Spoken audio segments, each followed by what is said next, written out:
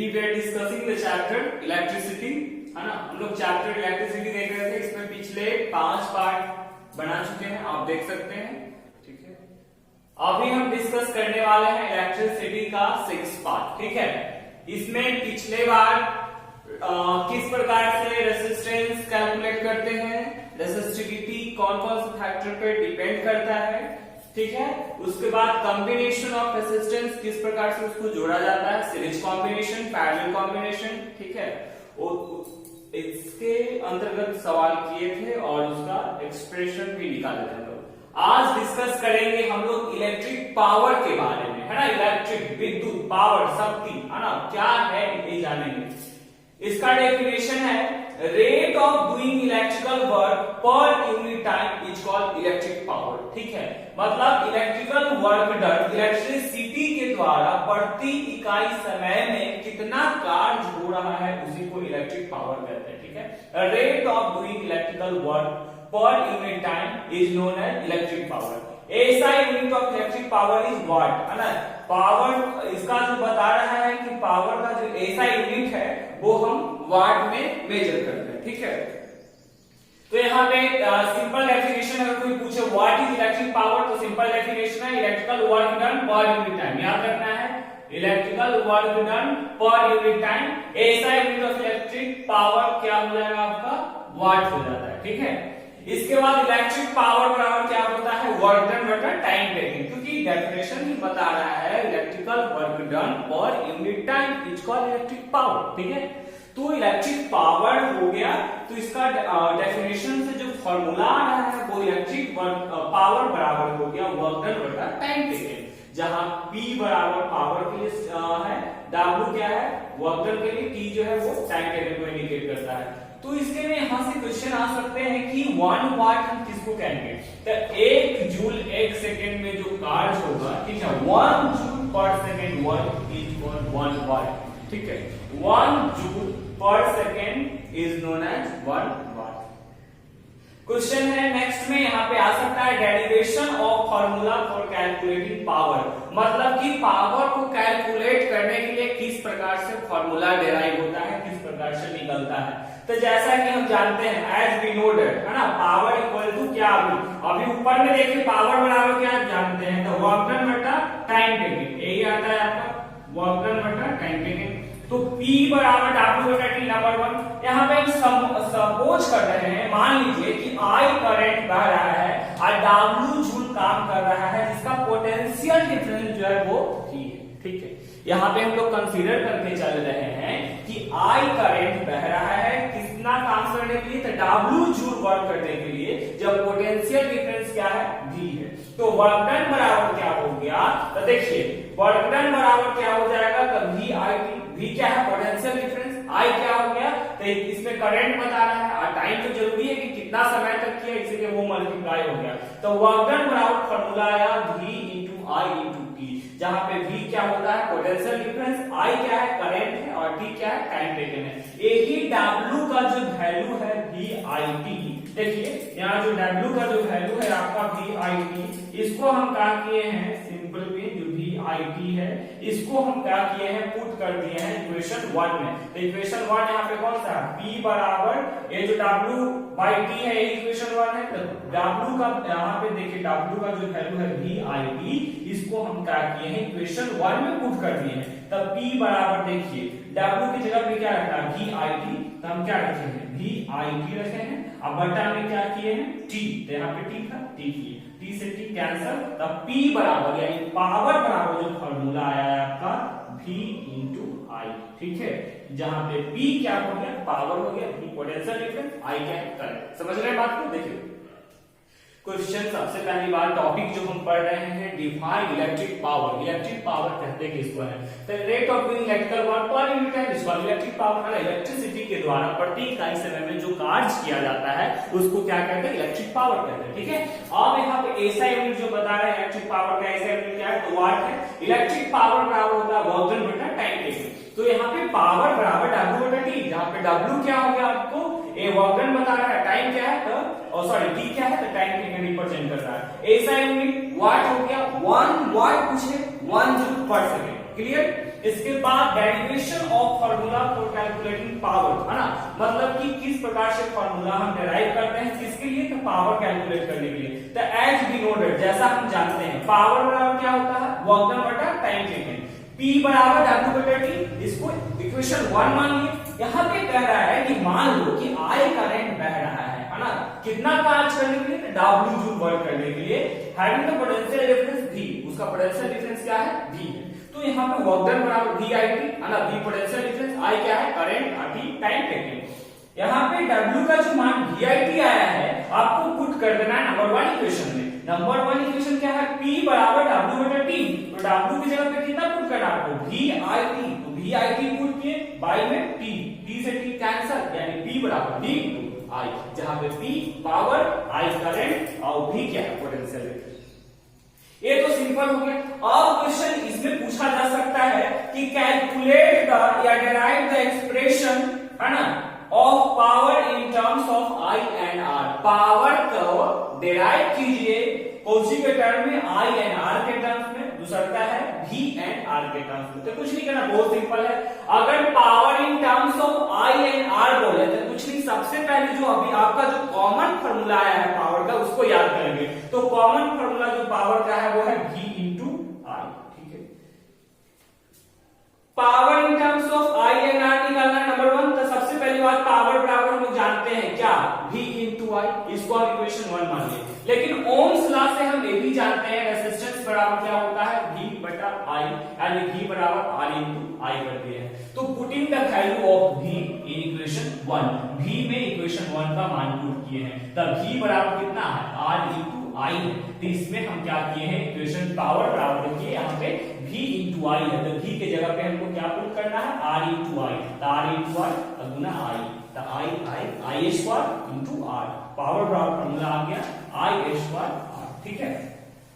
दूसरा है आपको power in the terms of V and R, power निकालना है कौन के टर्म्स में आपको, तो V एंड R के टर्म्स में निकालना है। तो वेरी सिंपल है, कुछ ज्यादा हार्ड नहीं है। आप देखो आप क्या देखोगे, तो ओम्स लॉ से ही हम लोगों को मिलता है रेजिस्टेंस बराबर पोटेंशियल डिफरेंस बटा करंट, V बराबर I इंटू R, I बराबर क्या हो जाएगा, V बटा R, ठीक है। ये ओम्स लॉ से कर दिए। अब putting the value of I का जो मान है आपका V बटा R है, उससे इक्वेशन 1 में पुट कर दीजिए। तब P बराबर V के जगह आपको क्या पुट करना था, तो V के जगह पे तो आपको V ही है, तो V पे तो नहीं है, लेकिन I की जगह पे क्या रखना है, V बटा R, कहां से आया, ओम्स लॉ से आया, ठीक है। V बटा R पुट किए, ठीक है। अब यहाँ पे पुट किए जब हम V बटा R, V मल्टीप्लाई होगा V स्क्वायर, नीचे में R, तो पावर बराबर क्या आया, है ना, सॉरी पावर बराबर यहाँ फॉर्मूला आया V स्क्वायर बटा R, जहां P क्या है, पावर हो गया, V क्या है, पोटेंशियल डिफरेंस, R क्या है, रेजिस्टेंस हो गया। तो ये डेरिवेशन था पावर का, किस प्रकार से हम कैलकुलेट करते हैं, ठीक है। तो अगर क्वेश्चन में पूछा जाएगा कि calculate the power in terms of, है ना, V एंड R या I एंड R, तो दोनों में कॉमन पहली बात है कि कॉमन जो फॉर्मूला है पावर बराबर V इंटू I, उसको हम लिख लेंगे। उसके लिखने के बाद हम क्या करेंगे, ओम्स लॉ लगाएंगे। तो ओम्स लॉ से हमको पता है, तो वहां पे क्या करेंगे, V का पहले वाला में V का एक्सप्रेशन R इंटू I के फॉर्म में निकाल लेना है, और दूसरे वाला में I का एक्सप्रेशन V बटा R के फॉर्म में निकाल करके वैल्यू पुट करेंगे, ऑटोमेटिक आ जाएगा। इसके बाद जो इसमें टॉपिक पढ़ने वाली है कि 1 यहाँ पे लिखे हैं कॉमर्शियल यूनिट ऑफ एनर्जी, जैसे कि हम लोग के घर में बिजली आती है ना, 1 किलोवाट, 2 किलोवाट, है ना, तो उसका जो ऐसा यूनिट होता है वो कमर्शियल यूनिट जो होता है वो बिजनेस पर्पस के लिए होता है, वो किलोवाट पर आवर होता है। तो देखिए जैसे कि हम लोग जानते हैं 1 kg बराबर होता है 1000 जूल होता है, ठीक है।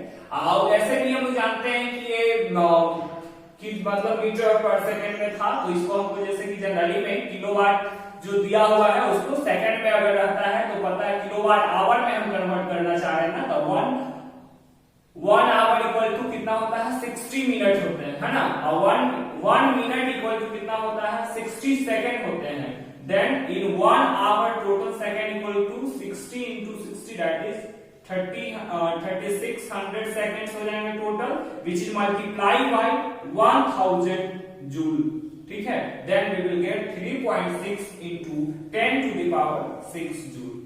So this is how we calculate the commercial unit of of energy. This is how we calculate the commercial unit of energy, है ना। इस प्रकार से हम क्या निकालते हैं, commercial unit of energy निकालते हैं। इसमें फिर हम डिस्कस करेंगे how to calculate, है ना, किस प्रकार से हम कैलकुलेट करते हैं या निकालते हैं, उसके बारे में हम देखेंगे। अभी यहाँ पे देख लीजिए कॉमर्शियल यूनिट क्या होता है। तो कॉमर्शियल यूनिट जो बताया गया है वो क्या बताया, किलोवाट आवर होता है। 1 kilowatt hour is equal to 3.6 into 10 to the power 6 joule, है ना। May be asked in examination, है ना, 1 किलोवाट इज इक्वल टू, तो आपको बताना होगा 3.6 into 10 to the power 6 joule. Now we will discuss heating effect of electric current, ठीक है। heating effect of electric current किसे कहते हैं, तो देखेंगे हम लोग heating effect of electric current।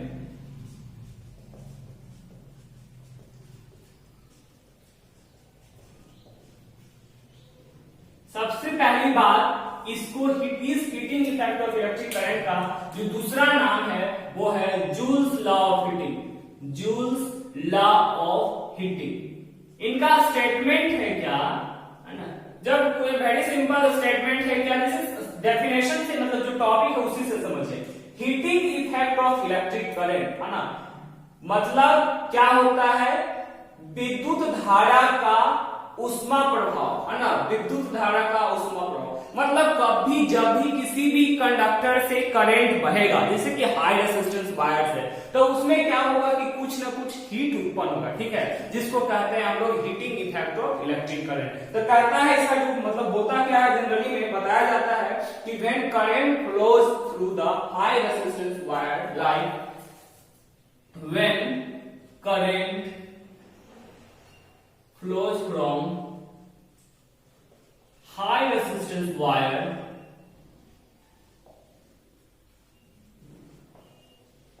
like nichrome,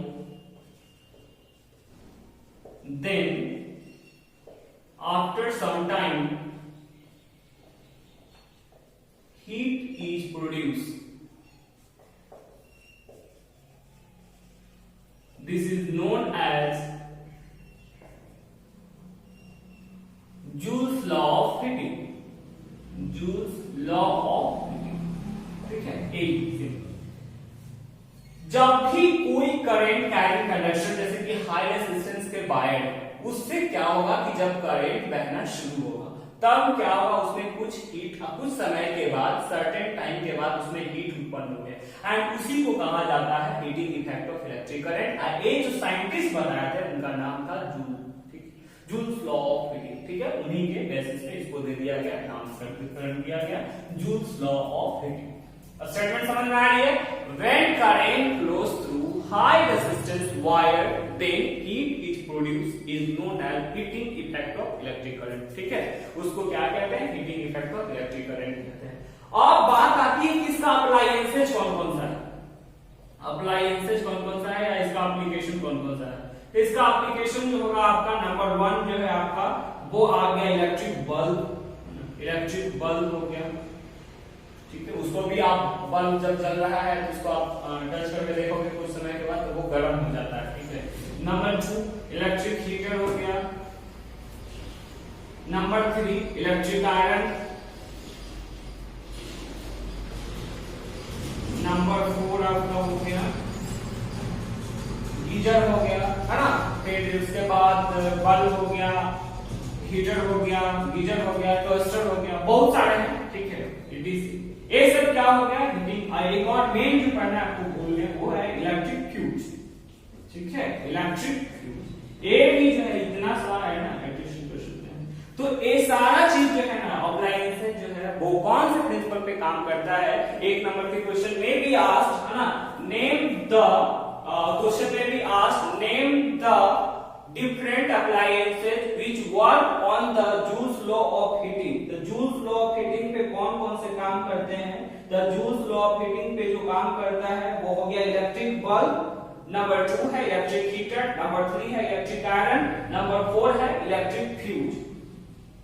इसके बाद यहाँ पे आता है कि किस प्रकार से हम लोग कैलकुलेट करते हैं या इसका स्टेटमेंट फिर आता है। ठीक है, एक हो गया आपका electric bulb, electric heater, electric iron, electric fuse. Fuse जो होता है वो एक सेफ्टी डिवाइस के रूप में जाना जाता है। ये क्या होता है कि है ना, इसमें वायर जो रहता है ना उसका जो मेल्टिंग पॉइंट होता है वो लो होता है। In case of high voltage, है ना, अगर हाई वोल्टेज आता है तो वो क्या होता है ना कि अप्लायंसेस को सप्लाई देने से पहले ही क्या करता है, हीट होकर के मेल्ट अप हो जाता है, टूट जाता है, जिससे कनेक्शन क्या होता है, डिस्कनेक्ट हो जाता है। And it helps in keeping our equipments या costly appliances of electric it safe, है ना, due to using the electric fuse. ठीक है, तो घर में क्या होता है, बड़ा महंगा जो भी सामान है वो कॉस्टली इसमें फ्यूज लगा हुआ रहता है, ताकि जैसे ही हाई वोल्टेज आए या uninterruptible supply of electricity,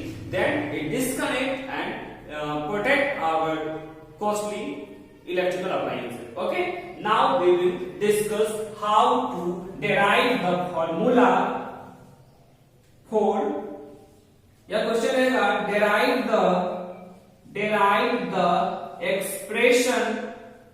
derive the expression for Joule's law of heating.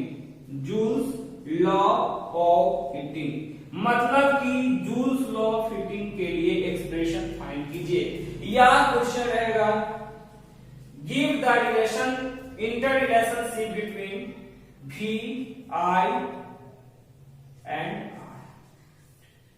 तो सिंपली ऐसे हम लोग समझेंगे कि derive the expression for Joule's law of heating. Joule's law of heating के लिए एक्सप्रेशन फाइंड कीजिए। Derive the expression for Joule's law of heating. ये आपका क्या है, क्वेश्चन है derive the expression for Joule's law of heating. Joule's law of heating का heating effect of electric current या जूल्स लॉ ऑफ हीटिंग का statement आपको समझ में आ गया। क्या कहता है, when current flows from high resistance wire like nichrome, then after some time heat is produced, this is known as heating effect of electric current या Joule's law of heating. Statement कहता है कि जब भी करंट फ्लो करेगा, कब, जब कोई भी हाई रेजिस्टेंस का वायर या नॉर्मल वायर भी है, जब उसमें करंट फ्लो करेगा तो कुछ समय के बाद उसमें हीट उत्पन्न होगा। ठीक है, इसी को सिंपल डेफिनेशन है, कहते हैं जूल्स लॉ ऑफ हीटिंग या heating effect of electric current. Now a है जिसका अप्लायंसेस कौन कौन सा है बताइए कि कुछ सब करने से पंखा का सब गर्म होता है, छू करके आप देखो है ना, चलते चलते के समय electric bulb, electric heater, electric iron, है ना, इलेक्ट्रिक फ्यूज, ये सारा जो अप्लायंसेस है it works on the heating effect of electric current. ठीक है, now the question come, derive the expression for Joule's law of heating. Question यहाँ पे आया कि क्या कीजिए, इसको क्या करना है आपको, क्या करना है, एक्सप्रेशन फाइंड करना है। या क्वेश्चन में ये भी रहेगा डेराइव द फार्मूला H बराबर I स्क्वायर RT, ये भी क्वेश्चन में आ सकता है। ठीक है, तो देखिए हम इसका डेरिवेशन किए हैं अभी, देखिए कैसे आया। तो यह क्वेश्चन में रह सकता है inter relation between I, R and T, क्या संबंध है। तो देखिए सबसे पहली बात यहाँ पे हम किस प्रकार से इसको प्रूव करेंगे, तो देखिए suppose I current flows through a resistance R, ठीक है, फॉर टाइम T। मान लीजिए कि कोई रेजिस्टेंस है, सिंपल एक तार ही है जिसमें कुछ रेजिस्टेंस जो है वो है R। ठीक है, तार तो होता ही है, सिंपल रेजिस्टेंस है, स्वाभाविक सी बात है। उसमें I करंट बह रहा है। ठीक है, करंट जो फ्लो हो रहा है वो है आपका I करंट फ्लो हो रहा है। रेजिस्टेंस R का समय कितना दिया हुआ है, T टाइम आपको दिया हुआ है। ठीक है, now when an electric charge, क्योंकि हम लोग जानते हैं करंट का डेफिनेशन स्टार्टिंग लेक्चर में ही मैंने बताया था, फ्लो ऑफ चार्ज पर unit time is called electric current. तो जब electric charge Q coulomb move करता है जिसका पोटेंशियल डिफरेंस V है, तो यहाँ वर्क डन बराबर क्या हो जाएगा, तो पोटेंशियल डिफरेंस इनटू चार्ज को, तो वर्क डन बराबर हो गया Q इनटू V। ठीक है, इसको हम इक्वेशन 1 मान लेंगे। From the definition of current, current की परिभाषा से हम लोग क्या जानते हैं, फ्लो ऑफ चार्ज पर यूनिट टाइम जानते हैं कि नहीं जानते बताइए। तो I बराबर होता है Q बटा T, तो I बराबर Q बटा T कर दिए हैं। ऑल्सो Q बराबर, तो यहाँ पे देख लो भाई, Q निकालना, चार्ज निकालो तो क्या हो जाएगा, I मल्टीप्लाई बाय T, यहाँ पे I मल्टीप्लाई बाय T कर दिए। ठीक है, also from Ohm's law, Ohm's law से हम लोग क्या जानते हैं, रेसिस्टेंस बराबर होता है पोटेंशियल डिफरेंस बटा करंट, तो V बटा I, तो V बराबर क्या हो जाएगा, cross multiply I into R। अब क्या करो आप, Q का जो वैल्यू I इंटू T आया है उसको, और V का जो वैल्यू I इंटू R आया है इसको इक्वेशन 1 में पुट करेंगे। तो W बराबर Q के जगह पे आपको I इंटू T लिखना है, V के जगह पे I इंटू R लिखना है, एक क्रॉस मल्टीप्लाई किया। अब देखो I multiply by I square, R single single, T single single, ठीक है। तो यहाँ W बराबर हो गया I square RT। Here electric work is done, then heat is produced। यहाँ पे जो इलेक्ट्रिक कार्य हुआ है तब जाकर के हीट उत्पन्न हुआ, माने वर्क डन जो बराबर है वो हीट एनर्जी के बराबर है। क्या है क्वेश्चन, क्या कहता है इसमें आपको, क्या है काम हो रहा है कौची के लिए, हीट प्रोड्यूस करने के लिए, है ना। क्या बताते हैं कि whenever current flows through a conductor then heat is produced is known as heating effect of electric current। जब भी कोई कंडक्टर से करंट फ्लो होगा तो उसमें हीट प्रोड्यूस होगा, है ना, तब क्या होता है उसको हम क्या कहते हैं, heating effect of electric current कहते हैं। तो वही इसमें बताया जा रहा है W बराबर, यहाँ जो वर्क डन है वो हीट प्रोड्यूस के बराबर है, इसीलिए W को हम H से रिप्लेस किए, तो H बराबर I स्क्वायर RT, जहां पे H क्या है आपका हीट हो गया, I क्या है करंट हो गया, R क्या है रेजिस्टेंस, और T क्या हो गया टाइम टेकन हो गया। तो A था derivation of Joule's law of heating या derivation of formula for heat produce in a conductor. कुछ नहीं, सिंपल है, एक बार फिर से देख लेंगे इसको। I करंट फ्लो कर रहा है, रेजिस्टेंस R टाइम t के लिए, तो ठीक है, ओकरा में तो कुछ तो करंट चार्ज मूव करेगा, पोटेंशियल डिफरेंस क्या है V है, तो वर्क डन बराबर क्या होगा, quantity of charge move into potential difference, W बराबर Q इनटू V, ठीक है, बिल्कुल Q इनटू V कर दिए, इसको 1 मान लिया। डेफिनेशन करंट की परिभाषा से जानते हैं, फ्लो ऑफ चार्ज पर यूनिट टाइम, हां, तो चार्ज Q से टाइम t से, तो Q बराबर I इनटू T, चलिए डन।